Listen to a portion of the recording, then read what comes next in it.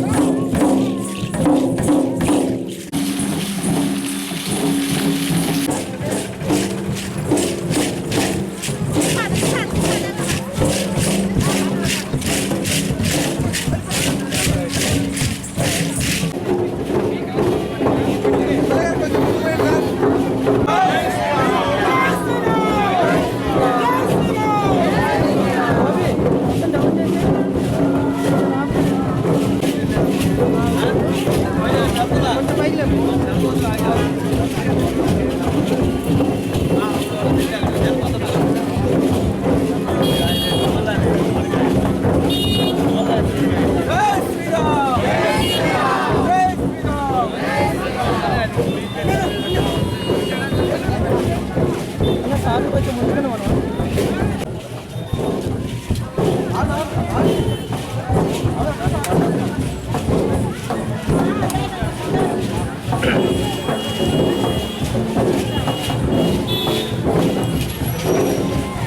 ఒకసారి అందరూ చూస్తే ఫోటో అన్న కొంచెం చేయడానికి అన్న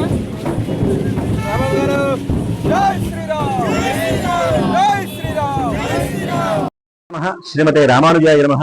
శ్రీ సీతారామచంద్ర స్వామి వారి దేవస్థానం భద్రాచల క్షేత్రంలో ఆషాఢ శుద్ధ పూర్ణిమను పురస్కరించుకొని ప్రతి ఏటా కూడా దమ్మక్క సేవాయాత్రను దేవస్థానం వారు నిర్వహిస్తున్నారు.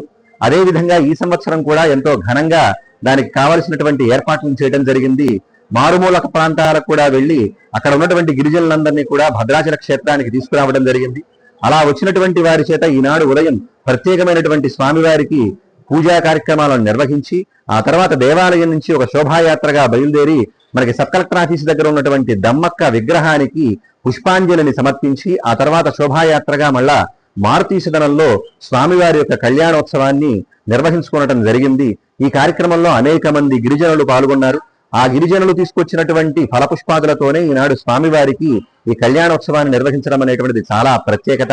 ఇందులో అనేక మంది గిరిజనులు పాల్గొనడం ఎంతో విశేషము. అటువంటి కార్యక్రమాన్ని దేవస్థానం వారు కార్యనిర్వహణాధికారు చాలా విశేషమైనటువంటి ఏర్పాట్లన్నింటినీ కూడా చేశారు. ఏ లోటుపాటులు లేకుండా కూడా వచ్చినటువంటి వారందరికీ కూడా ప్రసాద వినియోగాలు మొదలైనటువంటి సదుపాయాలన్నింటినీ కూడా కల్పించడం జరిగింది. వచ్చినటువంటి గిరిజనులు కూడా ఎంతో ఆనందాన్ని వ్యక్తం చేస్తూ ఉన్నారు. జై శ్రీరామ్.